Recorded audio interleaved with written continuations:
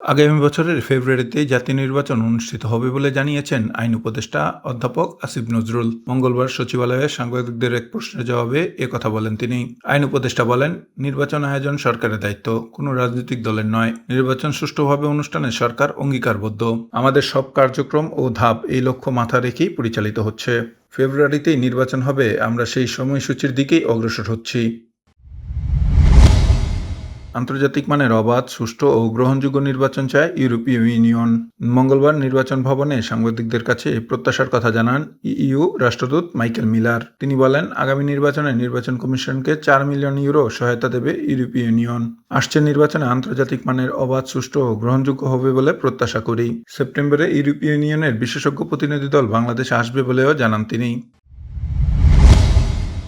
গত জুলাই মাসে দেশে 443টি সড়ক দুর্ঘটনায় 418 জন নিহত হয়েছেন। এসব দুর্ঘটনায় আহত হয়েছেন 856 জন। দুর্ঘটনাগুলোর মধ্যে 131টি মোটরসাইকেল দুর্ঘটনা। নিহত হয়েছেন 109 জন, যা মোট নিহতের 26%।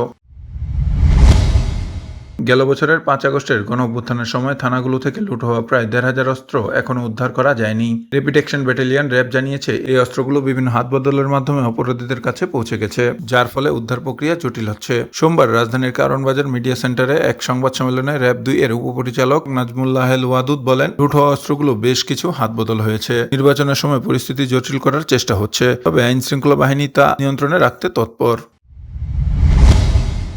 সম্প্রতি বিমানের কিছু ফ্লাইটে কারিগরি ত্রুটি দেখা দেয় কঠোর সিদ্ধান্ত নিয়েছে বিমান বাংলাদেশ এয়ারলাইন্স। মঙ্গলবার সংস্থাটির মহাব্যবস্থাপক এভিএম রোশন কবিরের স্বাক্ষরিত এই বিজ্ঞপ্তিতে এ তথ্য জানানো হয়। বিজ্ঞপ্তিতে বলা হয়, এরই মধ্যে ঢাকা আবুধাবি ফ্লাইটে টয়লেটের ফ্লাশ সম্পর্কিত ঘটনার তদন্ত নির্দেশ দেওয়া হয়েছে। গত 1 জুলাই থেকে 13 আগস্ট পর্যন্ত ঘটে যাওয়া কারিগরি সমস্যাগুলোর বিস্তারিত পর্যালোচনা করার জন্য 4 সদস্যের একটি উচ্চ ক্ষমতাসম্পন্ন তদন্ত কমিটি গঠন করা হয়েছে।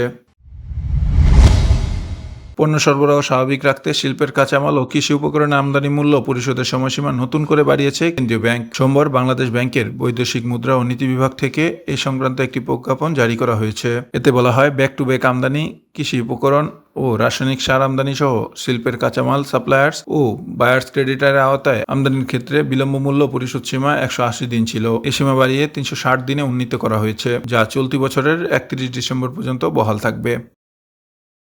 আপডেট থাকুন, প্রাইম টিভি বাংলার সাথেই থাকুন।